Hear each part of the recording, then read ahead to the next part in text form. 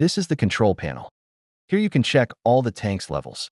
LPG for propane, the tanks, black, gray, and freshwater tank. You can also check the battery charge. This panel you'll find the switches for water pump, gas, and electric water heater. It also has the switches to pull the awning in and out, the slide out. When opening the slide out or awning, press and hold the switch until it's all the way out. Main light switch is also located here. Make sure the main battery switch is on for all the functions of the switches to turn on.